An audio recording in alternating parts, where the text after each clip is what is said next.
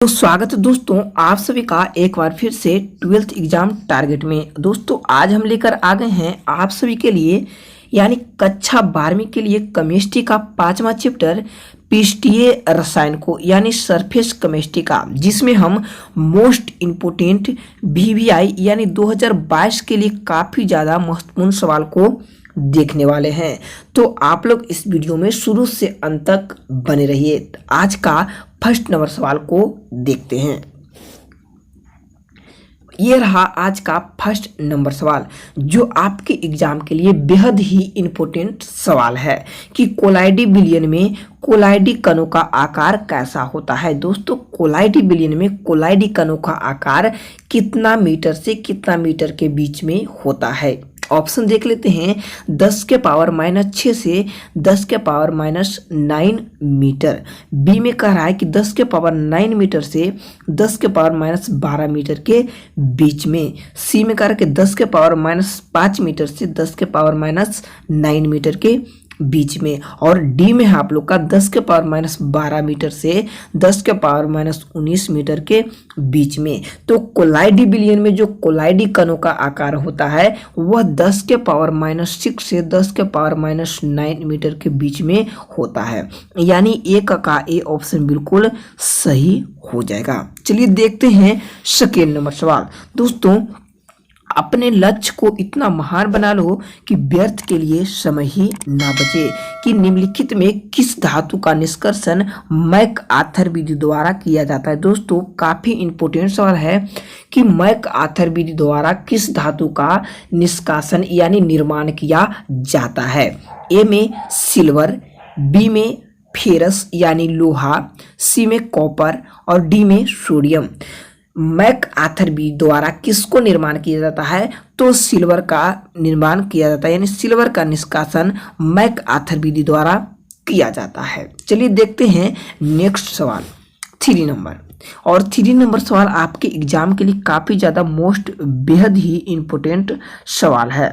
देखते हैं सवाल को कि लवण सेतु में KCl प्रयुक्त होता है क्योंकि। दोस्तों लवण सेतु में KCl इसलिए प्रयुक्त किया जाता है क्योंकि उनकी जो यानी पोटेशियम क्लोराइड को लिए इसलिए प्रयुक्त किया जाता है क्योंकि K पर पॉजिटिव आयन होते हैं और क्लोरीन पर निगेटिव आयन होते हैं और उनके चालकता लगभग बराबर होते हैं। आपस में कैसे होते हैं? तो बराबर होते हैं, इसलिए लवण सेतु में इनका प्रयोग किया जाता है, यानी डी ऑप्शन 3 का बिल्कुल करेक्ट हो जाएगा। चलिए बढ़ते हैं आगे 4 नंबर सवाल।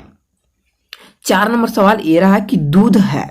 दोस्तों काफी इंपॉर्टेंट सवाल, अभी तक आपके एग्जाम में 2 बार पूछ चुका है कि दूध जो है वह क्या हो जाता है। तो दोस्तों दूध में क्या पाया जाता है? तो वसा पाया जाता है। और जल में, ए में ऑप्शन कह रहा है कि जल में प्रक्षेपित वसा है, बी में कहा जा रहा है कि वसा में प्रक्षेपित जल है, और सी में तेल में प्रक्षेपित वसा है, और डी में तेल में प्रक्षेपित जल है। तो दूध एक प्रकार का जल में प्रक्षेपित वसा होता है और दूध में क्या पाया जाता है? तो वसा आपस पाया जाता है। चलिए देखते हैं नेक्स्ट सवाल।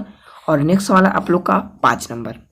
कह कि कौन सी गैस ठोस सतह पर अधिशोषण की मात्रा निर्भर करता है। दोस्तों अधिशोषण की मात्रा किस पे निर्भर करता है? तो पहला गैस के ताप पे निर्भर करता है अधिशोषण का मात्रा, दूसरा गैस के दाब पर निर्भर करता है, और तीसरा गैस की मात्रा पर निर्भर करता है। यानी इनमें से सभी ऑप्शन बिल्कुल सही हो जाएगा कि इन तीनों पर गैस की जो ठोस सतह का अधिशोषण मात्रा होता है वह निर्भर करता है। चलिए बढ़ते आगे 6 नंबर सवाल को। इससे पहले दोस्तों अगर आप 12th एग्जाम टारगेट में पहली बार आए हैं तो इस चैनल को सब्सक्राइब करके बेल आइकन जरूर दबा लीजिए, क्योंकि आप लोग को नोटिफिकेशन मिलता रहेगा कि निम्नलिखित में कौन सी धातु मुक्त अवस्था यानी फ्री रेडिकल में पाया जाता है। दोस्तों फ्री रेडिकल में मात्र एक ही धातु नहीं और अनेक प्रकार के धातु फ्री रेडिकल में पाए जाते हैं। तो ऑप्शन से देख लेते हैं। ए में कह रहा है सोडियम, बी में लोहा, सी में जिंक और डी में प्लेटिनम। तो दोस्तों फ्री रेडिकल यानी मुक्त अवस्था में हमारा क्या पाया जाता है? तो सोना और प्लेटिनम और चांदी। तो इस ऑप्शन में आप लोग को प्लेटिनम दिख रहा है, तो प्लेटिनम ऑप्शन बिल्कुल सही हो जाएगा। बढ़ते हैं अगला सवाल को देखते हैं।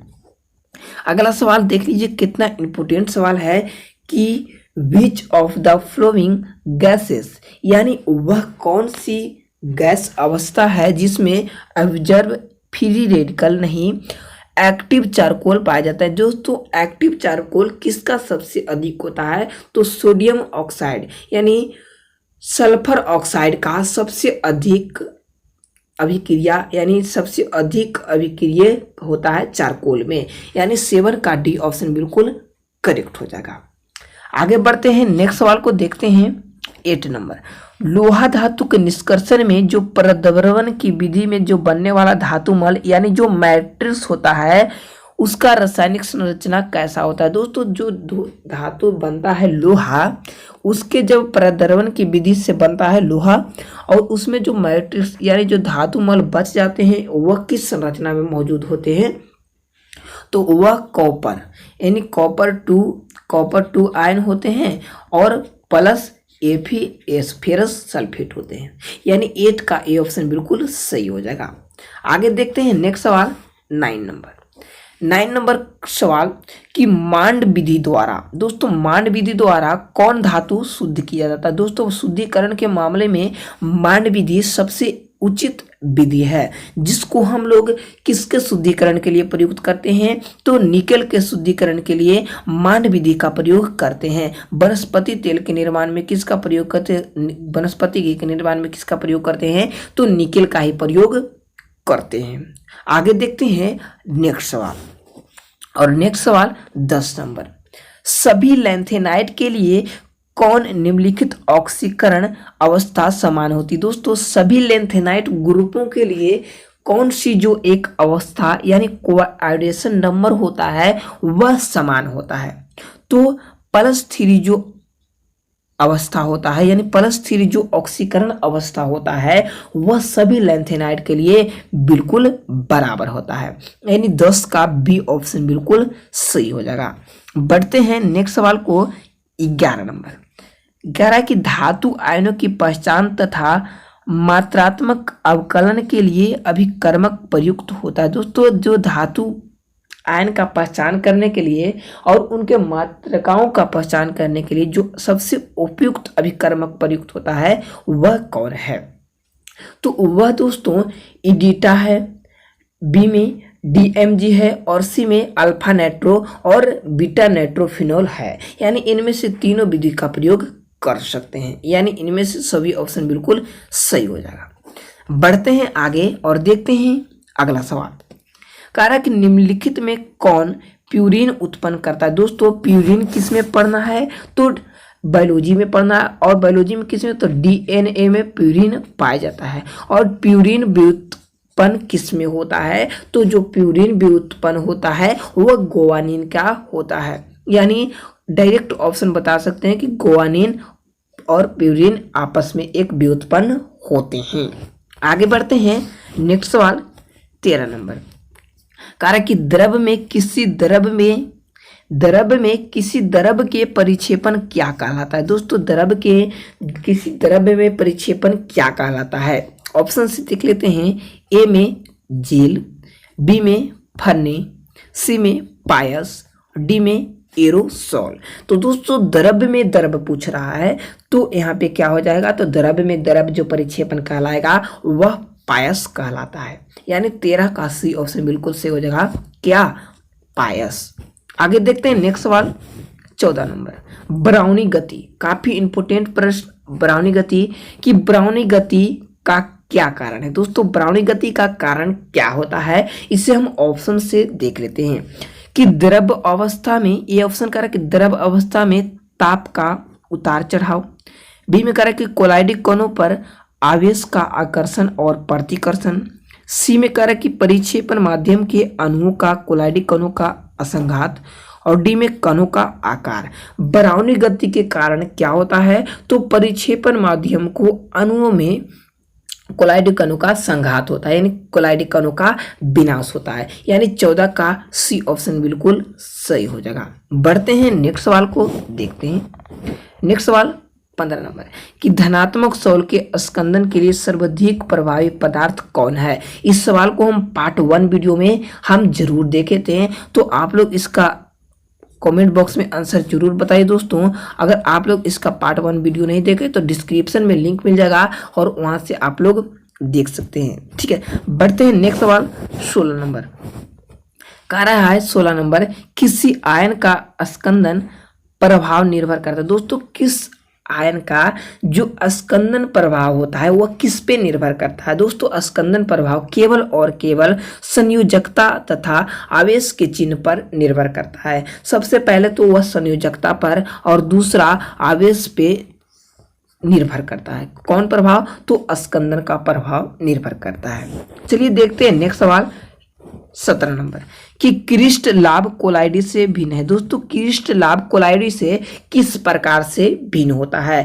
तो पहला ऑप्शन कह रहा है कि कणों के आकार में, दूसरा कह रहा है कि कणों के आकार में, सॉरी तो यहाँ पे दो ऑप्शन सेम है, नहीं है, कणों के आकृति में है और कणों के आकार में है, और सी में कह रहा है कि वैद्युतीय व्यवहार में, और डी में विलेयता में। तो दोस्तों क्रिस्ट जो लाभ होता है वो कोलाइडी कणों से आकार में यानी कणों के आकार में भिन्न होते हैं, यानी 17 का बी ऑप्शन बिल्कुल सही होगा। बढ़ते हैं नेक्स्ट सवाल 18 नंबर।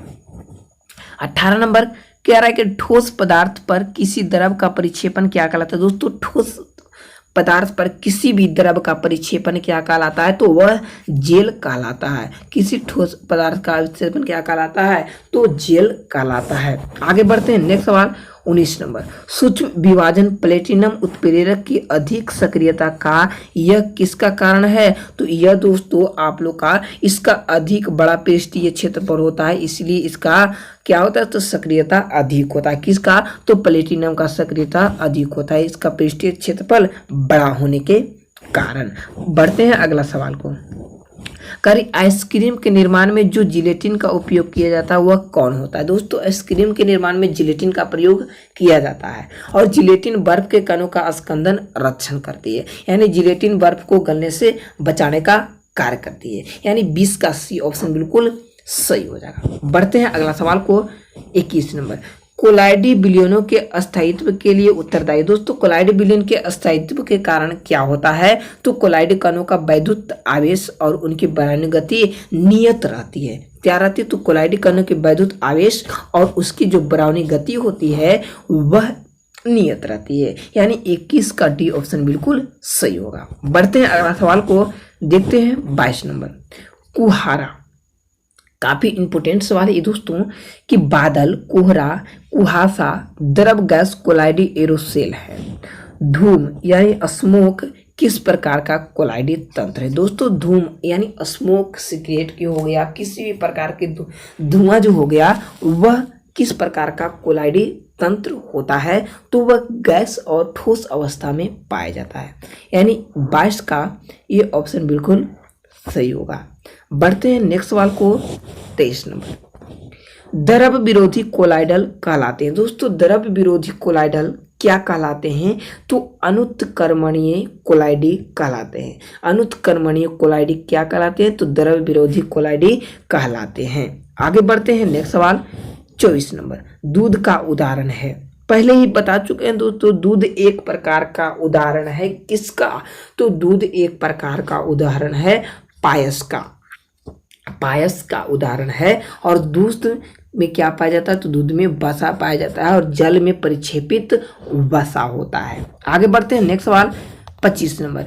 किसी अभिक्रिया में उत्प्रेरक, किसी भी अभिक्रिया में जो उत्प्रेरक होता है वह अभिक्रिया को वेग को बढ़ा देता है, यानी अभिक्रिया के वेग में कमी आ सकता है और उसके बढ़ाने का कार्य करता है, यानी इसमें से पूरा ऑप्शन बिल्कुल ही सही हो जाएगा। देख लीजिए अभिक्रिया में वेग में परिवर्तित करता है, बिल्कुल सही बात है। और अभिक्रिया में ऊर्जा का घटा देता है, बिल्कुल सही बात है। और अभिक्रिया में अंत रासायनिक दृष्टिकोण से अपवर्तित करने का कार्य करता है। कौन? तो उत्प्रेरक। उत्प्रेरक बोले तो आप लोग को कोई भी तत्व, प्लेटिनम, निकेल, इन सब तत्व को उत्प्रेरक के नाम से जाना जाता है। आगे बढ़ते हैं, नेक्स्ट सवाल 26 नंबर।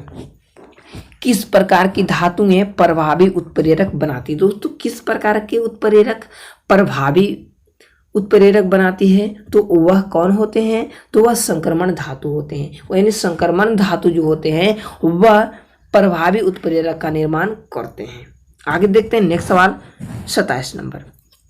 27 नंबर सवाल कर रहा है कि तापक्रम के बदलाव के प्रति संवेदनशील उत्प्रेरक कौन है? दोस्तों तापक्रम के अनुसार जो बदलाव करता है उस उत्प्रेरक का नाम क्या है? तो उस उत्प्रेरक का नाम जाइमेज है। यानी जाइमेज जो है वह समय के अनुसार बदलते रहता नहीं है, वह तापक्रम यानी टेम्परेचर के अनुसार बदलते रहता है। आगे देखते हैं, नेक्स्ट सवाल 28 नंबर। और 28 नंबर सवाल आप लोग के लिए काफ़ी इंपॉर्टेंट सवाल है कि वनस्पति तेल से वनस्पति घी बनाने के लिए कौन उत्प्रेरक का प्रयोग किया जाता है? दोस्तों वनस्पति तेल से वनस्पति घी बनाने में किस उत्प्रेरक का उपयोग करते हैं? तो उसमें निकेल का उपयोग करते हैं। वनस्पति घी से वनस्पति तेल से वनस्पति घी बनाने में निकेल का उपयोग करते हैं। आगे देखते हैं, नेक्स्ट सवाल 29 नंबर। तेलों के हाइड्रोजनीकरण में किस उत्प्रेरक का उपयोग किया जाता है? दोस्तों तेलों के हाइड्रोजनीकरण में आप लोग को किसका प्रयोग किया जाता है? तो इसमें भी निकेल का ही प्रयोग हम लोग करते हैं। तेलों का हाइड्रोजनीकरण के लिए निकेल का ही प्रयोग करते हैं। आगे देखते हैं, नेक्स्ट सवाल 30 नंबर। हेवर विधि द्वारा अमोनियम का निर्माण किया जाता है और उसमें किस का उत्प्रेरक लिया जाता है? तो फेरस को उत्प्रेरक लिया जाता है तथा वर्धक का कार्य कौन करता है? हेवर विधि में वर्धक का कार्य कौन करता है? तो मोनिब्लेडेन करता है, यानी MO करता है, मोनिब्लेडेन। आगे देखते हैं, नेक्स्ट सवाल 31 नंबर। उत्प्रेरक गुण प्रायः दर्शाते। दोस्तों उत्प्रेरक गुण जो है वह प्रायः क्या दर्शाते हैं? तो वह संक्रमण तत्व को दर्शाते हैं। संक्रमण तत्व को क्यों दर्शाते हैं? तो उत्प्रेरक गुण। आगे देखते हैं अगला सवाल को 32 नंबर। वर्धक यानी मॉडरेटर का कार्य क्या होता है? दोस्तों मॉडरेटर का जो कार्य होता है वह उत्प्रेरक की सक्रियता को बढ़ाने का कार्य करता है। यानी जो उत्प्रेरक हो रहा है उसकी तेजी से बढ़ाने का कार्य करता है वर्धक का। आगे बढ़ते हैं, अगला सवाल। ग्लिसरीन की उपस्थिति में H2A2 का अपघटन मंद हो जाता है। यानी H2A2 हाइड्रोजन हाइड्रोक्साइड, इसका जो अपघटन होता है वह धीमा हो जाता है। यह ग्लिसरीन किस प्रकार का काम करता है? तो ये ग्लिसरीन जो है वह अस्मंदक के रूप में कार्य करता है। यानी 33 का बी ऑप्शन बिल्कुल करेक्ट हो जाएगा। बढ़ते हैं आगे, देखते हैं 34 नंबर सवाल। प्लेटिनम उत्प्रेरक के लिए विष का कार्य कौन करता है? दोस्तों प्लेटिनम उत्प्रेरक के लिए जो विष का कार्य करता है वह आर्सेनिक के ऑक्साइड करते हैं। यानी सी ऑप्शन सही हो जाएगा, आर्सेनिक के ऑक्साइड। और यह रहा आज का अंतिम सवाल जो आपके काफी इंपॉर्टेंट सवाल है कि पेट्रोलियम में जो अपस्फोटरोधी कारक के रूप में थोड़ा टेट्रोएथिल लेड मिलाया जाता है वह कैसा होता है? दोस्तों टेट्रोएथिल जो मिलाया जाता है वह ऋणात्मक उत्प्रेरक का होता है। कैसा उत्प्रेरक? तो निगेटिव आयन उत्प्रेरक।